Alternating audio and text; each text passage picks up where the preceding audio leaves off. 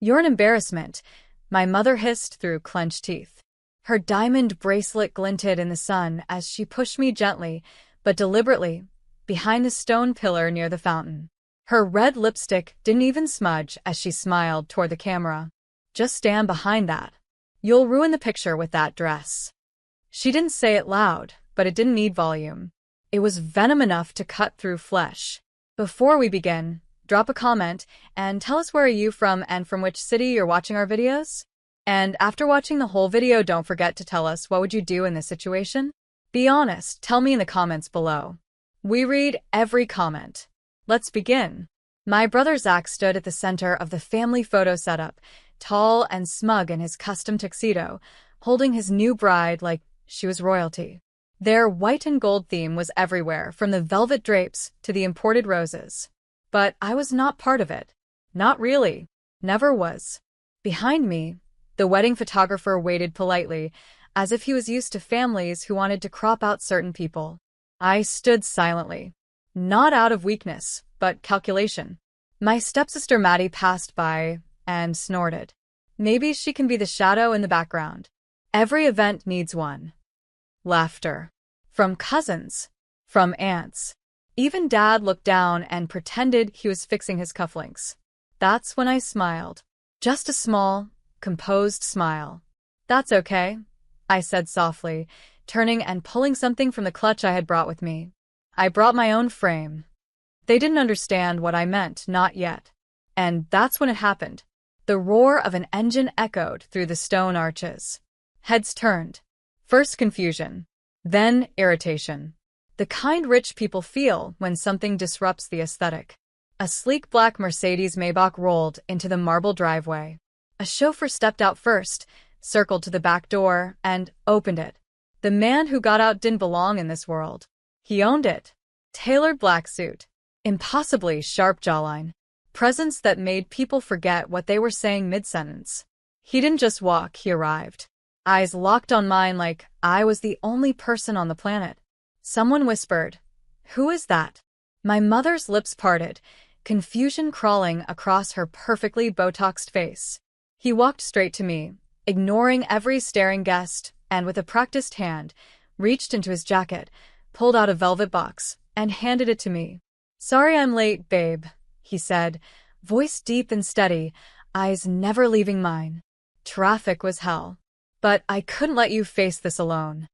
When I opened the box, a glint of diamonds caught the afternoon sun, an emerald-cut bracelet I'd once admired in passing, never expecting anyone would remember. I smiled again. Right on time. Every head turned.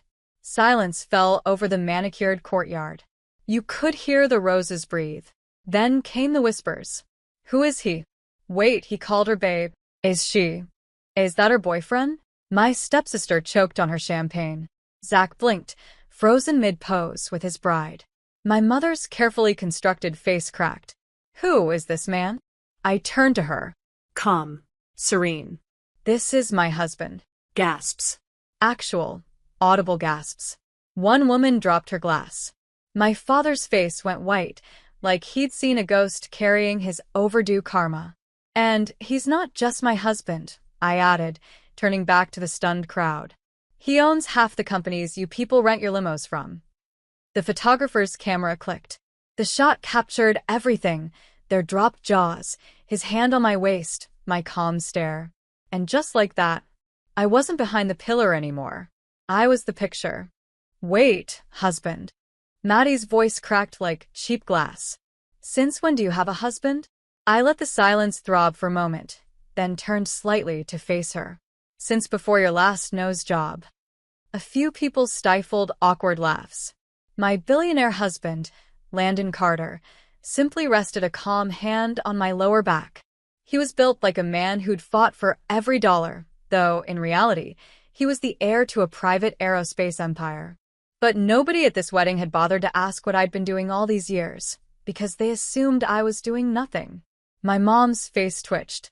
"You never told us you were married." You never asked, I said. "You were too busy pretending I didn't exist. Remember the baby shower? I was standing at the door, and you told the caterer to close it in my face." Landon's eyes sharpened. He'd heard that story before. But now, seeing them, added a new edge to the fury I knew he kept buttoned up behind that sleek suit. I didn't recognize him, Zach muttered to Dad, but loud enough for everyone nearby to hear. That's Landon Carter, isn't it? The Carter Group? Dad suddenly looked like he was trying to remember whether he'd ever insulted the man. He had. Twice. Why are you even here? Mom asked, voice clipped, desperate to regain control. If you're so important, why bother showing up for people who clearly didn't care? Landon tilted his head, slow and deliberate. Because she wanted to come. Because she still believed there was something worth showing up for. That's the difference between her and all of you. My chest tightened. It wasn't the words. It was the truth in them. I just wanted to support my brother, I said softly. Even after being left off the program. After my seat card said, overflow table. Even after you told the stylist to ignore me for hair and makeup. Maddie laughed like a squirrel trying to stay relevant. If you were really married to a billionaire, you wouldn't show up in that cheap dress. Landon chuckled under his breath. That dress cost more than your last apartment's down payment. I turned. Landon. No, he said gently but firm. They don't get to rewrite your worth anymore. And just like that, the waiter returned, holding something. A gold-trimmed envelope. With my name engraved. I raised an eyebrow. What's this? The waiter smiled nervously. From the head of Redwood Holdings. Mr. Carter asked us to deliver it publicly.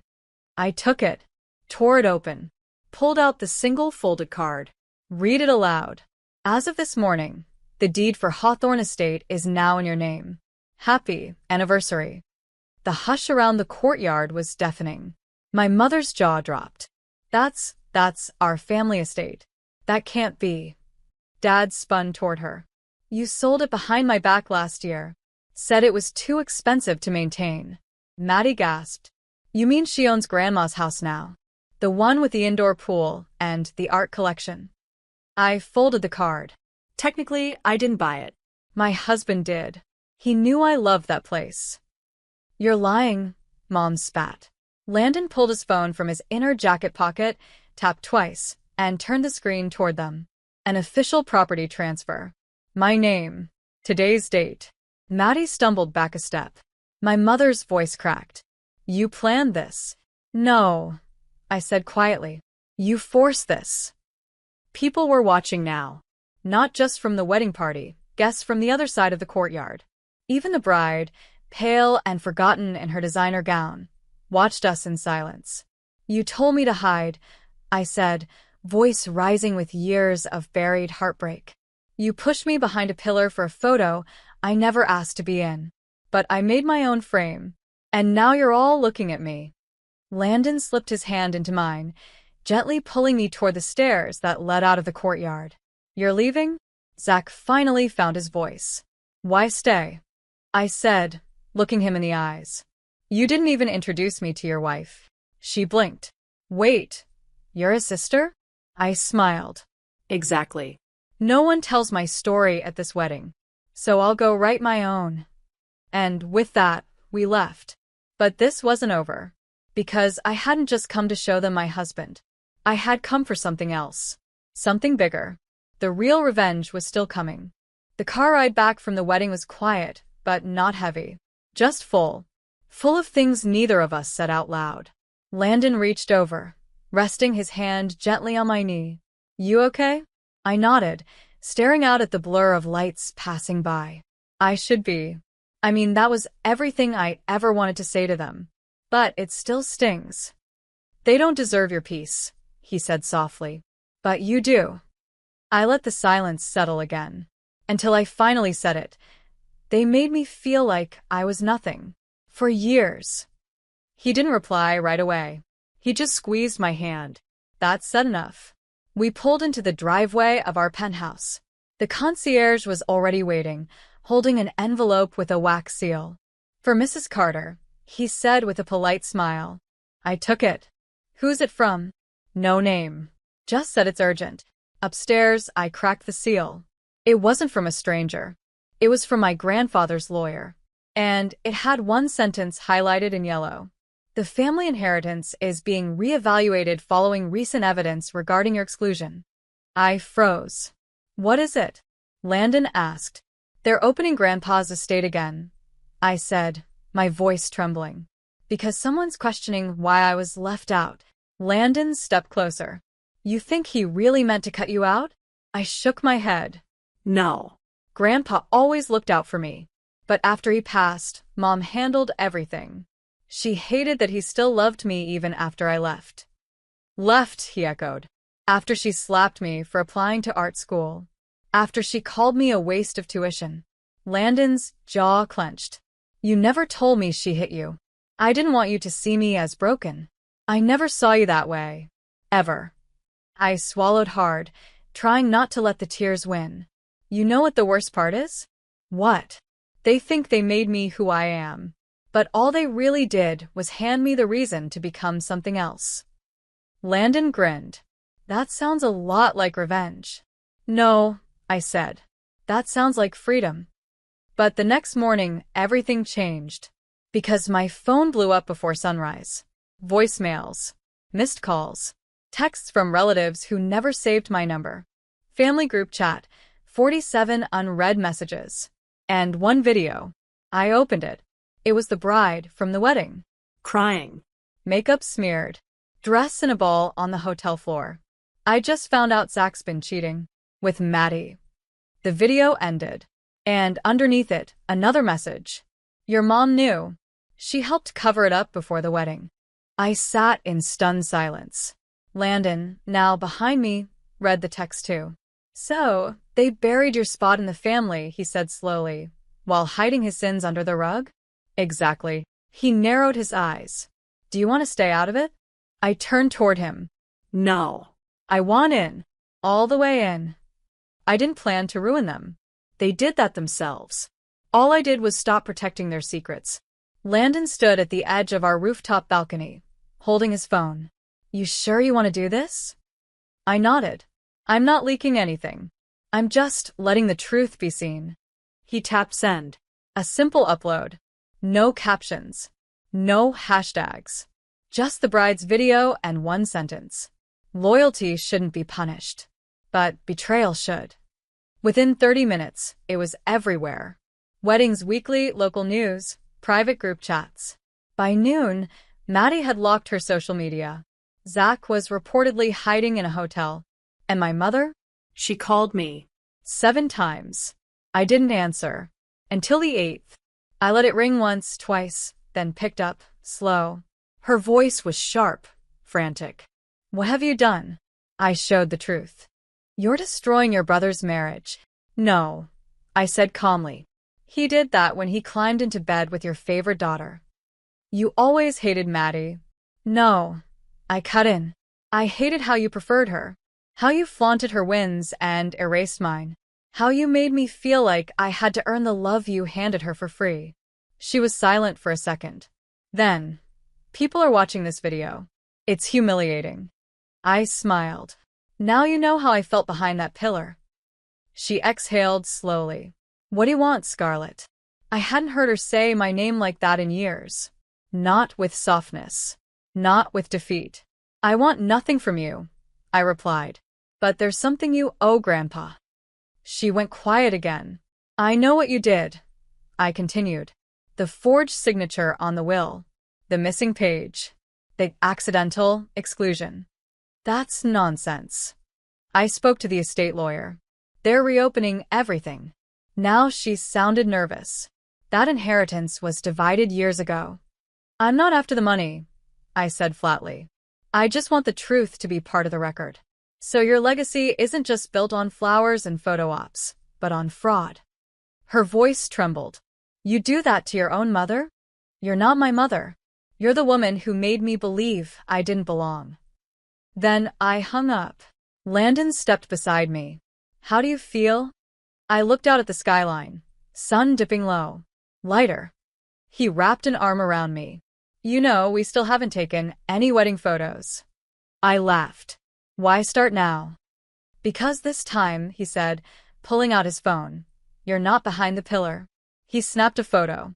Just me, in my frame.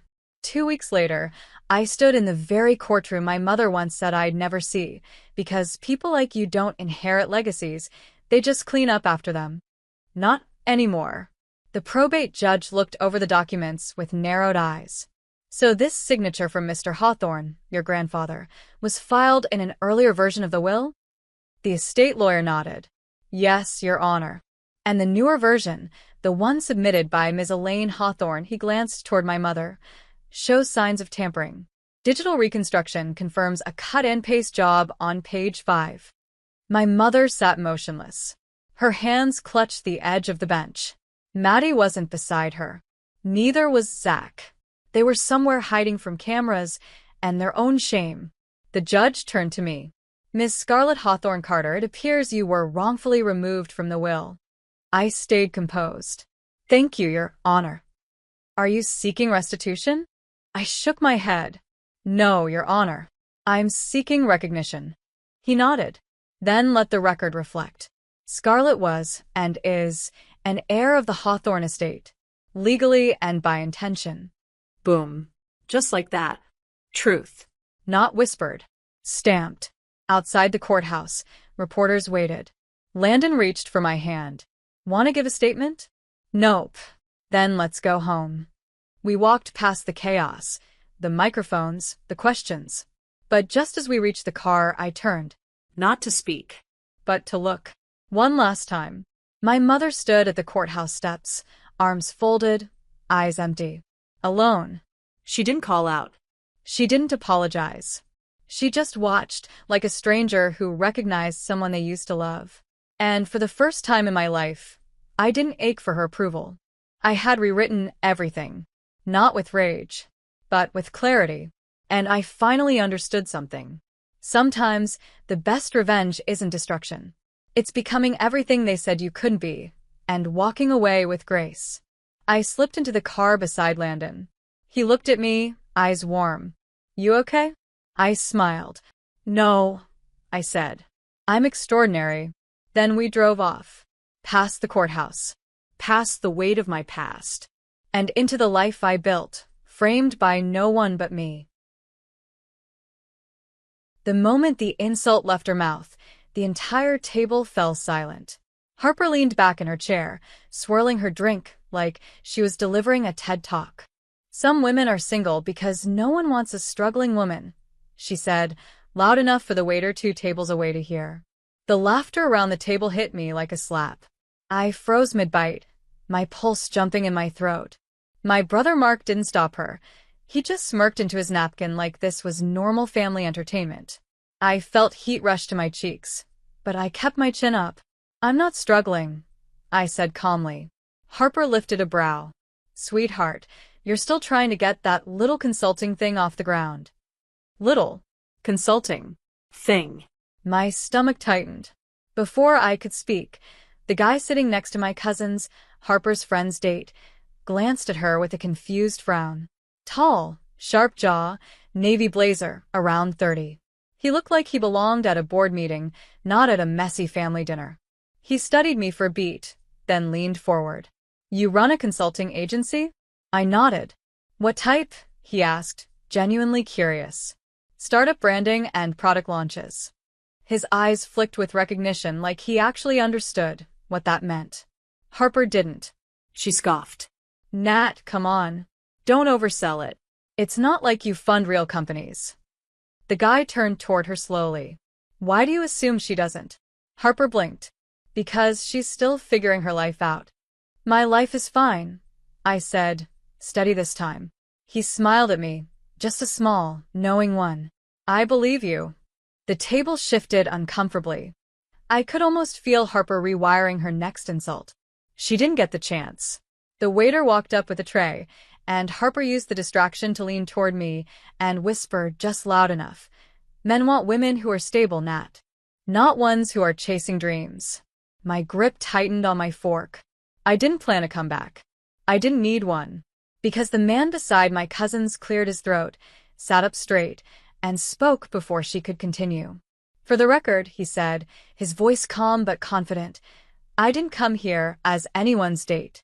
Everyone froze. He pointed gently toward me. I came because she is my investor. She funds my entire startup. Every jaw dropped. Even my fork paused midair. His voice didn't waver. And just so everyone understands, without her, my company wouldn't exist. Heat rushed to my face, not embarrassment this time, but a fierce, sudden pride. Harper's expression cracked like glass. Mark stared at me like I'd just revealed I lived a double life. And for the first time in years, the room wasn't laughing at me. They were stunned by me. I didn't say a word. I didn't need to. Revenge had just begun. For a full 5 seconds, nobody said a thing. Not even Harper. Her jaw hung open like she'd just been hit with a bucket of cold water. I watched her eyes dart between me and the man who had just publicly vaporized her insult. He sat calmly, tapping his thumb against his glass. "Sorry if I caused a scene," he said lightly. "I just thought accuracy mattered." Accuracy. I nearly laughed. Harper blinked rapidly, recovering. "Wait, hold on," she said, forcing a smile that was pulling at the seams. "You're what exactly? Her coworker?" "No," he answered politely. "I'm her business partner. My name's Lucas." Mark choked on his soda. "Your partners?" Lucas nodded. "Natalie is one of my angel investors. She believed in my idea when people with bigger checkbooks didn't." The silence in the room twisted into disbelief. My mom whispered, "Angel investor?" Dad squinted at me like he was trying to solve a math problem he'd never studied. "Natalie, you never told us." "You never asked," I said, staying calm. Because this right here, this moment was the reason I had stayed quiet all these years. The reason I didn't update them every month about my business, my clients, or my income. Every time I gave them a piece of good news, they measured it against their expectations. Every time I shared something small, they treated it like it was nothing. So, eventually, I stopped sharing. Lucas slid his chair an inch closer, not intimate, just respectful, like he had my back. She invested early, too. It helped us land our prototype. And once we launch, she's getting a share worth 10 times what she put in. The air thickened. My aunt nearly dropped her fork. 10 times. Harper stared at me like I'd been lying about my entire identity. You fund startups?" "I fund some," I corrected. "I consult for others. Lucas's company is just the latest one." But you never said anything," she sputtered. I gave her a small, polite smile, the kind she usually aimed at me. I didn't think it mattered. Her cheeks reddened instantly. Mark crossed his arms. "Why hide it? We're family." I finally looked him straight in the eyes. "Because anytime I mentioned my work, you two treated it like a hobby." The table went painfully quiet. Mom opened her mouth but closed it again. Dad took a long sip of water. Harper stared at the tablecloth like it had personally betrayed her. Meanwhile, Lucas just watched me with a soft, supportive expression, like he knew this wasn't about investment or business. This was about reclaiming the part of me they had stepped on for years. Then Harper tried again. "So," she said, voice too sweet, "since when do you make enough money to invest in anything?" Lucas cut in before I could even react. "Since long before tonight, clearly." The sharpness in his tone made my stomach flip. He wasn't being rude, just straightforward, and honestly, it was about time someone spoke to her that way. Still, I touched his arm gently. "It's okay, Lucas." He relaxed instantly at my voice. I turned back to Harper. "I reinvested my profits," I said simply. "That's all." The teenager at the end of the table, my cousin's daughter, looked at me like I'd just turned into a superhero. Her mom whispered something to her, probably about hard work or success. It felt surreal. For years, I had been the quiet one, the one building in the background, the one they dismissed. Now they were finally realizing I wasn't figuring myself out. I had found myself already. Harper's voice broke through the tension. "Well, good for you," she said weakly, the confidence drained from her tone. "I mean, if it makes you happy." "It does," I said. "A lot." Lucas nodded. "And she's incredible at what she does." My heart thudded a little faster at his words. Mark muttered, "Wow, under his breath, looking almost embarrassed for how he'd treated me before. The power in the room had shifted, and everyone felt it, Harper included. This wasn't the final blow, not yet. But the revenge? It was well underway. Harper stayed quiet for the first time all night, staring into her drink like it held the answers to life. The rest of the table shifted awkwardly, pretending to focus on their food, but everyone was really focused on one thing. Me. The person they had underestimated for years. Lucas leaned closer, not enough to make it romantic, just enough that I felt supported. "Do you want to step outside for some air?" he asked softly. I shook my head. No. "I'm good. I'm done running from people who look down on me." He smiled. "That's what I figured." Dad finally cleared his throat. "Natalie, why didn't you tell us you were doing all this?" Here it came, the moment they expected me to apologize for their assumptions. I sat back and looked at everyone clearly. Because every time I mentioned anything about my business, the response was always the same: doubt, jokes, or silence. I stopped sharing because I was tired of defending my choices. Mom's eyes softened. "We didn't mean to make you feel unsupported." "Intent doesn't erase the impact," I said gently, not harshly. "I just wanted a chance to build something without feeling judged for it." Lucas nodded subtly beside me, that familiar look of respect in his eyes. Harper's voice cut in, shaky this time. "So, you're really an investor? Like, officially?" "Officially," I confirmed. "And your business is actually successful?" I gave her the smallest smile. "Very." She blinked, clearly uncomfortable. "Well, good for you. I mean that." But she didn't. Not really. And that was fine. Because the moment she stood up to collect her purse, trying to exit the conversation gracefully, Lucas spoke again. Calm, confident, and devastatingly precise. "Before you go, Harper," he said, "I just want to add something." She froze mid-step. "You told this whole table that men don't want a woman who's struggling. But from where I'm standing, the only struggling tonight came from your assumptions." The table collectively inhaled. Harper opened her mouth, closed it, opened it again. Nothing came out. Lucas wasn't done. "Natalie isn't behind. She isn't lesser. She's the reason my business is alive. She saw potential in me before anyone else did." His voice stayed respectful, but firm. "And if you think that's something to mock, then you don't understand success." My chest tightened. Not with embarrassment, but with something bright and warm. For years, I had defended myself alone. Hearing someone else say those words felt like the universe finally balanced itself. Harper's face flushed a deep red. "I didn't mean to." "You did," Lucas replied, but without anger. "Just, maybe next time, rethink what you call struggling. Some people are building, not failing." Harper sank slowly back into her chair, defeated. My brother Mark rubbed the back of his neck. "Nat, seriously, I'm sorry. We've underestimated you." I nodded, accepting it without bitterness. "I know. But I'm not interested in staying the family underdog anymore." The teenager down the table grinned. "Honestly, Aunt Nat, that was awesome." Her words made the whole table finally breathe again. Light laughter broke the tension. Lucas turned toward me fully now. "You know," he said quietly, "you're stronger than you realize." My pulse skipped. I just got tired of being quiet. "You were never meant to be quiet," he said. My heart thudded. He wasn't flirting, it wasn't the moment for that. But the sincerity in his voice made something shift inside me. Mark leaned forward. "So, what's the startup you two are working on?" Lucas brightened instantly. "A logistics optimization platform for small suppliers. Natalie helped us build our pitch deck, branding, market entry plan. She practically rebuilt the entire company identity. She even negotiated our seed meeting next month." The table stared at me again. Mom smiled nervously.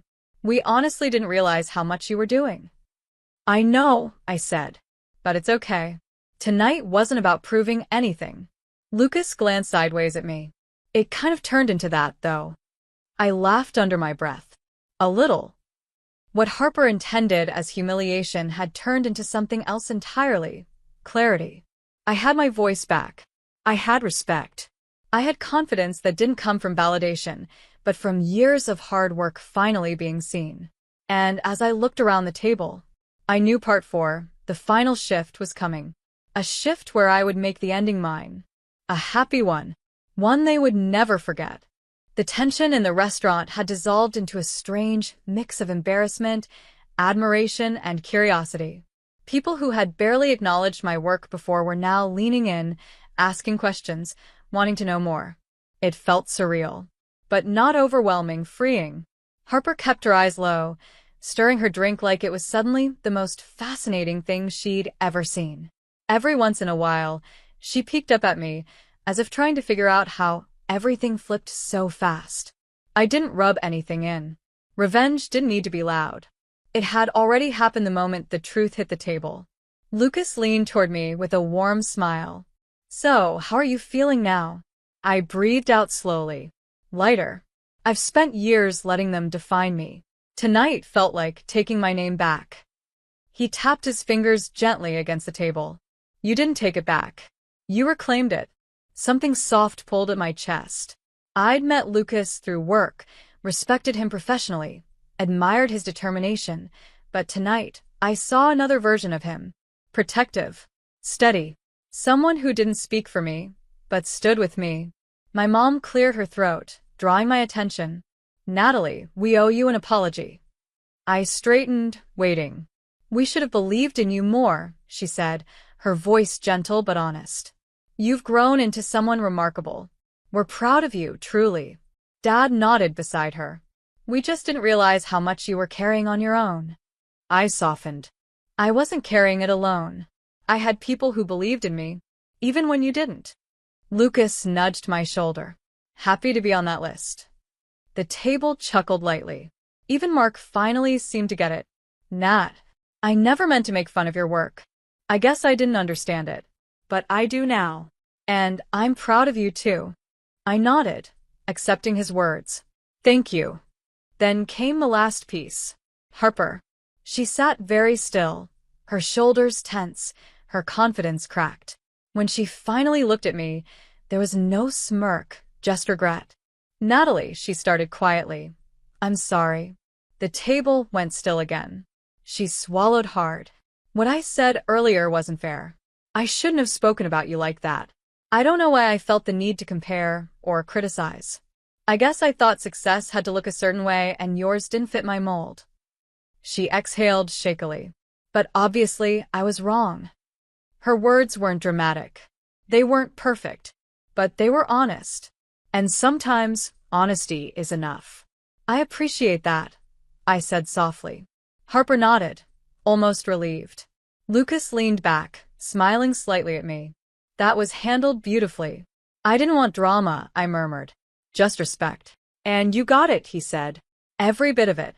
The waiter dropped the bill off at the table, but before anyone could fight over it, Lucas slid his card onto the tray. My eyes widened. "Lucas, this is a family dinner. You don't have to." He shook his head gently. "I want to. Consider it a small celebration of your big reveal." He winked. "Plus, it'll be a business write-off." The table laughed. Harper even cracked a smile. As everyone stood to leave, Mom hugged me tight. Dad ruffled my hair like he hadn't done in years. Mark squeezed my shoulder and promised to stop underestimating me. Then, as the family filtered out into the cool night air, Lucas walked beside me.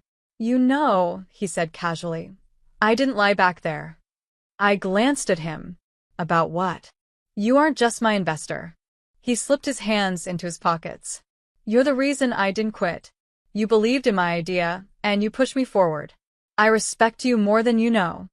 Warmth spread through my chest, deeper than anything that came from winning an argument. "Thank you," I whispered. He stopped just outside the restaurant door, looking at me with that steady, genuine expression. "And if you're open to it," he said, voice softer now, "maybe we could get dinner sometime. Just us. No family. No pitches." My heart flipped. I smiled. Real, confident, and finally unburdened. "I'd like that." And right there, under the glow of the streetlights, I realized something. The real revenge wasn't humiliating anyone. It was proving, quietly, gracefully, that I was never the weak one in the room. I had built my own life, my own success, my own future, and it was only just beginning. The fluorescent lights above me buzzed like angry bees, and every step felt heavier than the last. The ER hallway smelled of disinfectant and exhaustion. My badge read Emily Carter, RN, though lately it felt more like machine, property of Grant Memorial Hospital. Before we begin, drop a comment and tell us where are you from and from which city you're watching our videos. And after watching the whole video, don't forget to tell us what would you do in this situation? Be honest, tell me in the comments below. We read every comment. Let's begin. I'd been on my second double shift, 40 hours with only scattered minutes of sleep. My hands trembled as I tried to start in 4-line for a pale teenager who wouldn't stop apologizing for being a bother. I smiled, even though my chest burned and my vision blurred. "You're not a bother, sweetie," I murmured. The next thing I knew, the floor rushed up to meet me. When I woke, the room was spinning. A nurse I didn't know was checking my pulse. "You fainted in Tria," she said gently. "We tried to reach your emergency contact." My throat tightened. "My dad." She hesitated, eyes flicking away. Yeah. He said you're not his problem." Her words hit harder than the fall. The sound of the monitors faded behind the pounding in my ears. I forced a smile, swallowing the shame clawing at my throat. Then he told the truth. I whispered. "See, my father, Richard Carter, used to be a man of importance. Big house, bigger ego, and a pride problem large enough to choke a city. When my mom died 5 years ago, he replaced love with alcohol and blame. Said I was the reason she worked herself to death. Said I didn't belong in his house if I couldn't make something of myself. So I left. I scrubbed hospital floors before I ever got to treat patients. I earned every degree without his help. I stopped waiting for the day he'd be proud. But that night, lying under the harsh ER light, something cracked inside me. It wasn't just heartbreak, it was awakening. I realized I'd been fighting for a kind of love that didn't exist anymore. Maybe never did. 2 days later, I returned to work. My body screamed, but I needed the hours. Bills didn't care about bruised pride or broken hearts. Patients did. And honestly, saving others distracted me from the one person I couldn't save, him. Then later that week, my phone buzzed at 2 a.m. The name flashing on the screen froze me. Dad. The text read, "Need your help. Emergency." I stared at it for a long moment, my pulse calm, almost too calm. I remembered the hospital call, the rejection, the way my voice cracked when I asked for him. So I replied with one simple mark, a period. I set my phone down and went back to charting vitals. For the first time in years, I didn't cry. I just let go. What I didn't know then was that that silence, would echo louder than any words I could have said. And before long, my father would realize exactly what it felt like to be the one left unanswered. But life had a strange way of circling back, and the storm that was coming would drag both of us into a reckoning we couldn't escape. The morning after that message, I walked into Grant Memorial with my hair tied back, coffee in hand, and no trace of hesitation left in my step. My body was still weak, but my will? Unshakable. I'd built a life brick by brick without a single ounce of help from the man who called himself my father. Nurses nodded as I passed through the corridor. "You back at it already?" One of them, Maya, asked. "Yeah," I said with a tired grin. "Guess the hospital doesn't run on sympathy." Truth was, that single text from him kept replaying in my head. Need your help. Emergency. The same man who couldn't pick up the phone when his daughter collapsed now wanted me. For what? Money? Favors? Pity? No. Not anymore. By lunch, the gossip had started circulating. Apparently, Richard Carter's company, Carter and Sons Construction, was in deep financial trouble. Lawsuits, debts, unpaid wages. His empire, the same one he'd always said I'd never be part of, was crumbling. Maya leaned over the nurse's station, whispering, "You hear about the Carters? The whole company's a mess." His investors are jumping ship. I forced a neutral smile. Guess karma doesn't take lunch breaks. That night, as I was clocking out, my phone rang again. Same number. Same man. I let it buzz until it went silent. Then a voicemail appeared. Curiosity 1. I pressed play. Emily, it's your father. His voice sounded nothing like the booming, arrogant tone I grew up fearing. It was rough, almost small. I made mistakes. Too many. I need you to come see me. Please. My chest tightened, but not out of sympathy, out of memory. I remembered being 16, crying outside his locked study door because I'd failed a math exam. I remembered him saying, "You'll never handle real life." Now, he couldn't handle it. And for the first time, I didn't feel weak. I felt in control. I didn't call back. I didn't need to. Instead, I focused on my patients. I helped an elderly woman walk for the first time in months. I stitched up a scared kid who said I reminded him of his mom. In their eyes, I saw the family I built for myself, not the one that abandoned me. But fate wasn't done testing me yet. 3 days later, a luxury car pulled into the hospital parking lot. The driver stepped out, holding a sleek briefcase. "Miss Emily Carter?" I nodded cautiously. "I'm Mr. Caldwell, your father's attorney. He asked me to deliver this." He handed me a thick folder and left before I could respond. Inside were legal documents, transfer of ownership, company shares, and a handwritten note on old letterhead. "Emily, I've lost everything. But the company, it's still yours if you want it. You were always the one meant to lead." I just couldn't see it. I'm sorry. I stared at the papers, disbelief flooding me. He wasn't asking for help, he was surrendering. That night, I sat in my tiny apartment with the city lights flickering outside. The same man who'd said I was worthless was now giving me the remnants of his empire. I could have thrown it all away out of spite. But deep down, I realized revenge didn't have to be loud. Sometimes the quietest victories were the most powerful. So, I made a choice. I didn't reply to his message. I didn't show up at his mansion. Instead, I opened my laptop and started filing the paperwork. I renamed the company Carter Renewal Group. New mission, new values. A construction firm that helped rebuild community hospitals and shelters. The kind of work that actually mattered. By the next morning, I was officially the CEO of the company that once rejected me. And my father? He would soon find out what true strength looked like. The kind built from rejection, silence, and self-worth. Because the girl he cast aside didn't just survive. She rose. The following week, I stood outside the glass doors of Carter Renewal Group, the morning sunlight gleaming against the silver logo that now carried my name. The same building my father used to walk into with his tailored suits and expensive arrogance now belonged to me. Inside, a few old employees whispered when they saw me. One of the senior engineers, Mr. Grant, looked stunned. "Emily Carter? You're the new owner?" "Not owner," I corrected with a calm smile. "I'm the new CEO, and things are about to change." The air in the room shifted. For years, those halls had echoed with my father's voice, barking orders, dismissing people like they were tools. I wasn't going to run it that way. I gathered the entire team in the main conference room and spoke clearly. "I know this company's been through chaos," I began. "But from now on, we're rebuilding the right way. Fair pay, honest work, no corner cutting. We'll build hospitals, schools, and homes for people who actually need them. No more greed. Just purpose." Applause broke out. And as I looked around at those faces that once feared my father, I realized something.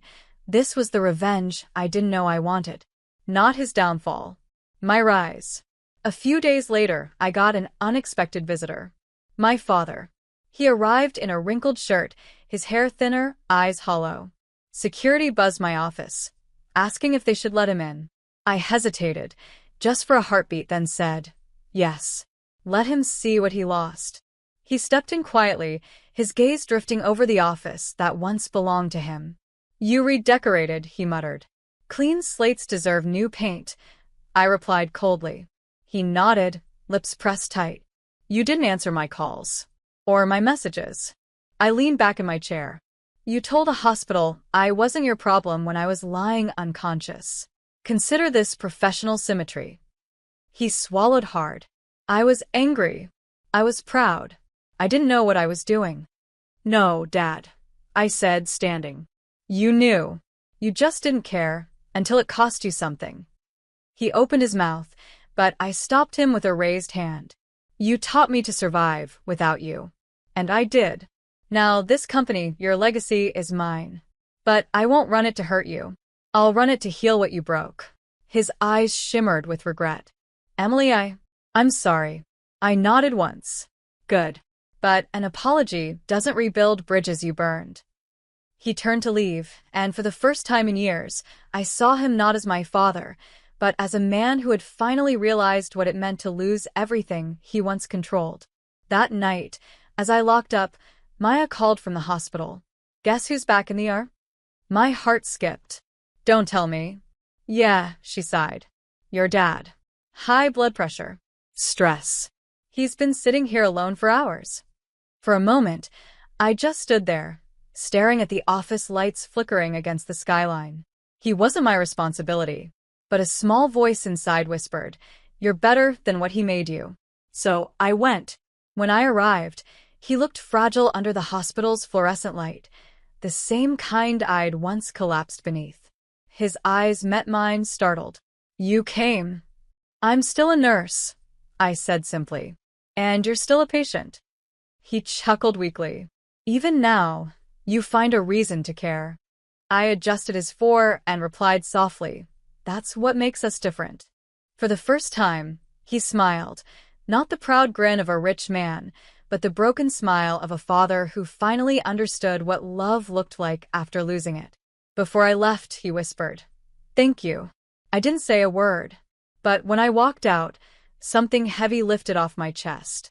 Forgiveness wasn't weakness, it was freedom. The next morning, I returned to work, ready to lead, ready to prove that the girl who once collapsed in exhaustion had become the woman no one could break again. The world had turned full circle, and this time, it turned in my favor. 3 months later, the sun rose over the new Carter Renewal headquarters, and for the first time in years, the future didn't feel heavy. Our projects were thriving, clinics rebuilt, community homes finished, and over 100 new workers hired. Every wall of the company carried the kind of pride my father had once destroyed with greed. I arrived early that morning, the city still waking up outside the glass walls. My assistant, Claire, entered with a hesitant smile. There's someone here to see you. Says it's personal.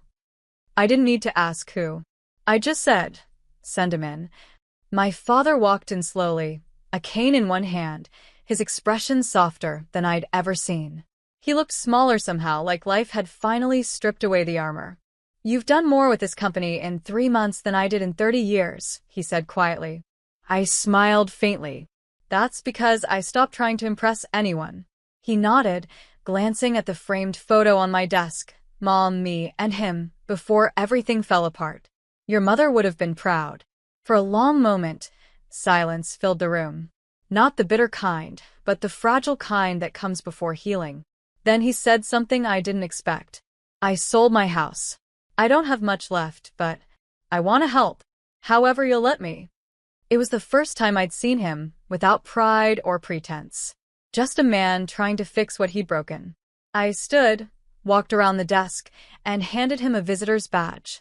Start by volunteering at one of our sites. We're building a free clinic downtown. They need someone to coordinate logistics. His eyes widened, surprised but grateful. You'd trust me with that? I trust anyone who's willing to rebuild, I said softly. That's what we do here. He smiled, and for the first time since I was a kid, it reached his eyes. As he left my office, I looked out the window at the city below, the same streets where I once dragged myself through double shifts, unseen and exhausted. The same world that had looked down on me now watched me rise. Later that day, we held a press event for the clinic launch. Cameras flashed, microphones crowded in, and reporters called my name. Miss Carter, how did this all start? I smiled at the question.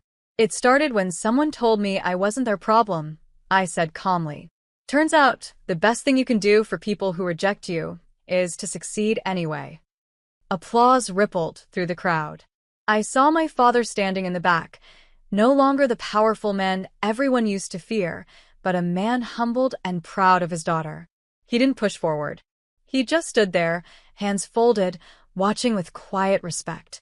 That night, after everyone left, I stayed behind in my office.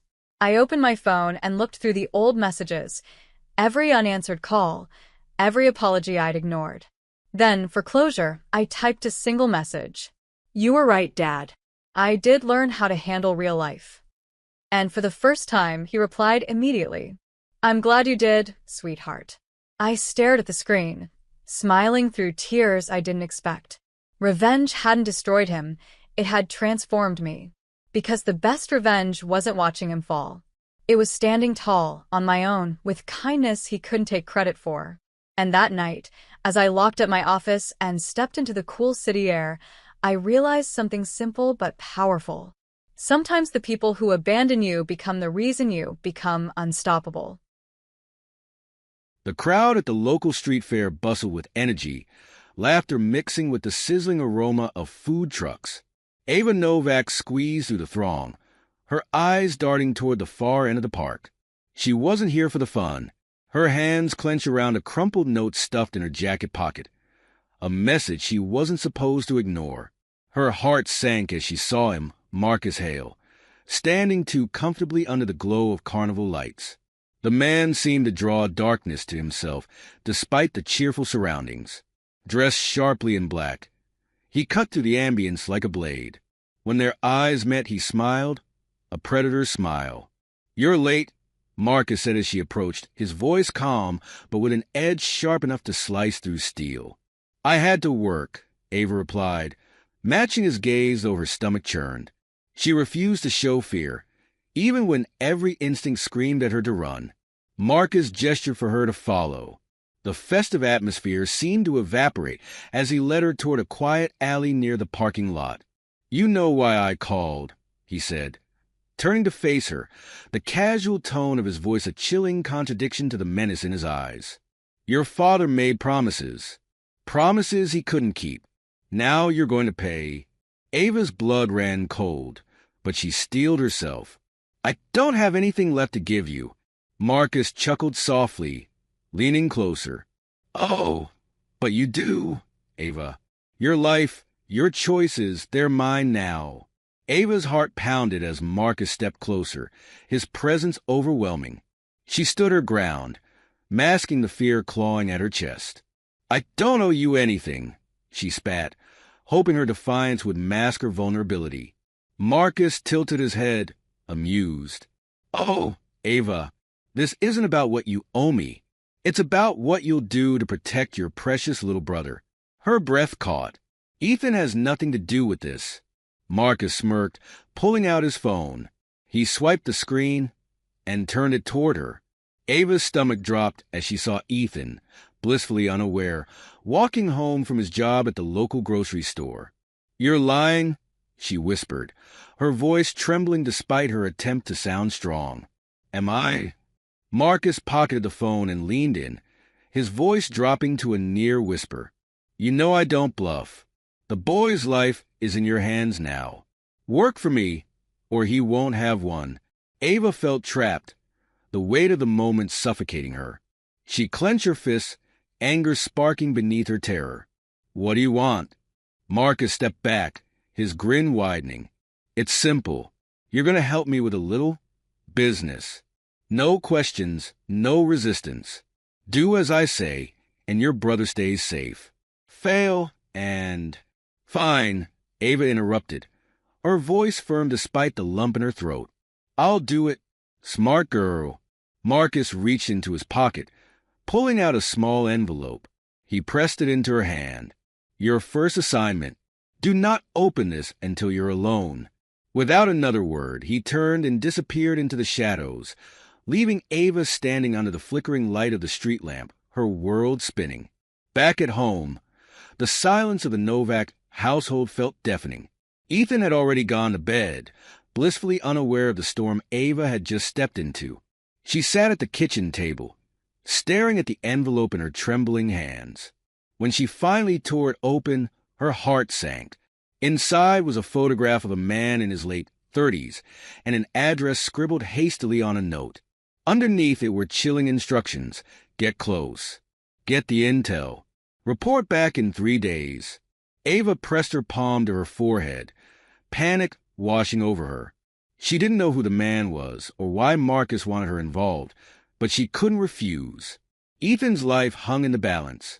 The next morning, Ava stood outside a nondescript office building, clutching a stack of resumes. She'd followed Marcus's instructions, applying for a temp job at the company where the man from the photo worked. Every fiber of her being screamed that this was a bad idea, but she couldn't think of another way out. The receptionist gave her a once-over and gestured for her to wait. Minutes later, a tall man with sharp features and a confident stride approached her. It was him, the man from the photo. "Ms. Novak," he asked, extending a hand. "I'm Julian Gray. We've been reviewing your application, and I think we could use someone like you on our team." Ava forced a smile, shaking his hand. The warmth of his grip felt at odds with the cold dread in her stomach. "Thank you," she replied, keeping her voice steady. "I'm ready to start right away." Little did Julian know, Ava's presence in his life wasn't by chance. Over the next 2 days, Ava's unease grew. Julian was nothing like she expected. He was kind, approachable, and deeply invested in his work, which seemed to center on social outreach programs. The more she learned about him, the less he fit the mold of someone who would be on Marcus's radar. But Ava's orders were clear. She was to monitor him, gain his trust, and deliver information back to Marcus. On the 3rd day, Marcus called. Well, his voice was as sharp as ever. "There's nothing," Ava said quickly. "He's harmless. Just a businessman." There was a pause. Then Marcus's tone turned icy. "Don't lie to me, Ava. Everyone has secrets. Find his, or Ethan pays the price." The line went dead, leaving Ava feeling more trapped than ever. That night, Ava couldn't sleep. She sat on her bed, staring at her reflection in the cracked mirror. Every moment with Julian replayed in her mind, each one gnawing at her conscience. She knew she had to make a choice. Either she would betray an innocent man, or she would risk her brother's life. As dawn broke, Ava's resolve hardened. She wasn't going to let Marcus control her life any longer, but defying him meant walking a razor's edge. And the stakes had never been higher. The following day, Ava arrived at Julian's office earlier than usual. She had spent the night devising a risky plan, one that could expose Marcus without endangering Ethan. But first, she needed to know why Marcus had targeted Julian. Julian greeted her with his usual warm smile. "Morning, Ava. You're here early."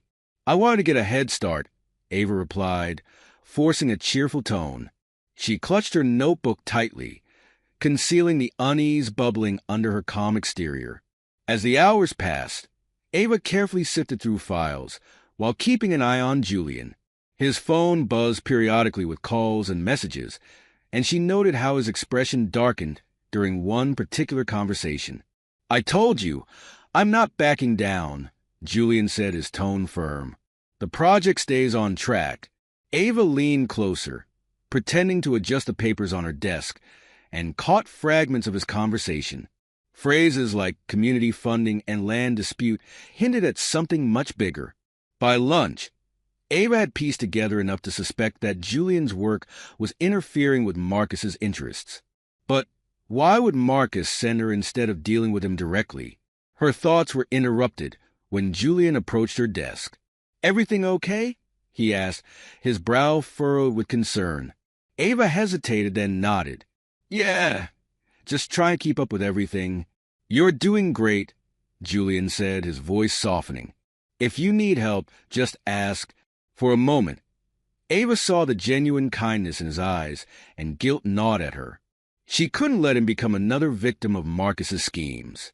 That evening, Ava slipped out of the office with her bag packed and her plan set in motion. She knew she needed an ally, someone who could help her take down Marcus. Her first thought was Liam Cross, an old friend of her father's who had once worked as a private investigator. Liam's office was a cluttered mess of case files and coffee-stained papers. He looked up from his desk as Ava entered, his sharp eyes narrowing in surprise. "Ava? Haven't seen you in years. What's going on?" She hesitated, then spilled everything.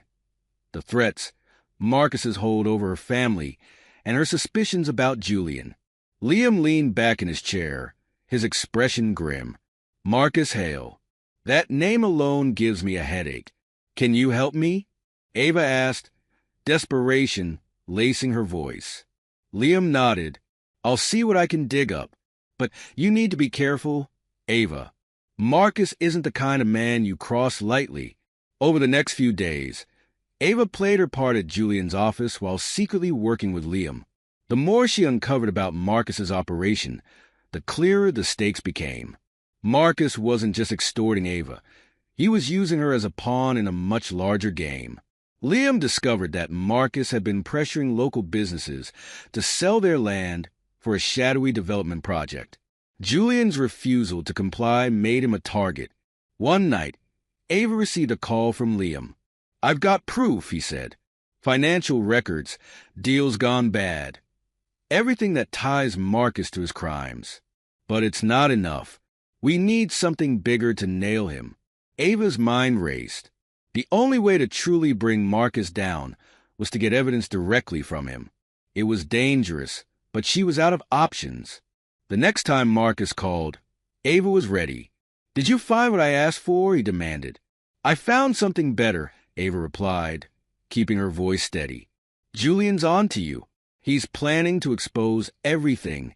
There was silence on the line, then a low chuckle. "Is that so? Then I guess it's time I paid him a visit." Ava's stomach churned. She had just set the final phase of her plan into motion. That night, Marcus's black SUV pulled up outside Julian's office. Ava watched from the shadows as Marcus and two of his men entered the building. Her heart raced as she texted Liam, "He's here. Be ready." Inside, Marcus confronted Julian, his demeanor cold and threatening. "You've been a thorn in my side for too long," Marcus said, his voice dripping with malice. Julian stood his ground. "I'm not afraid of you, Marcus. You can't bully everyone into submission." Ava slipped into the building, her phone's camera rolling as she recorded the encounter from the hallway. Liam had alerted the authorities, but it was up to her to make sure they had irrefutable evidence. The confrontation escalated as Marcus revealed his true intentions, detailing his plans to strong-arm Julian and take control of his projects. Ava's heart pounded as she captured every word. But just as Marcus turned to leave, one of his men spotted her. "She's recording," he shouted. Marcus's eyes darkened as he stormed toward her. "Ava, you little—" Before he could finish, the sound of sirens filled the air. Liam had delivered on his promise. Marcus and his men were arrested that night, their operation exposed for all to see. Ava handed over the footage, knowing it would seal his fate. For the first time in years, she felt a sense of freedom. Julian, though shaken, thanked her for her courage. "You didn't have to risk yourself for me," he said. Ava smiled faintly. "Sometimes you have to fight for what's right." The fallout from Marcus's arrest sent shockwaves through the community. His empire crumbled, and Ava was finally free from his grasp. She and Liam worked together to ensure Ethan's safety, and for the first time in a long while, their family could breathe easy. As Ava stood on the steps of the courthouse, watching Marcus led away in handcuffs, she felt a weight lift from her shoulders. She had faced her fears and emerged stronger. This wasn't the end of her story. It was the beginning of a new chapter.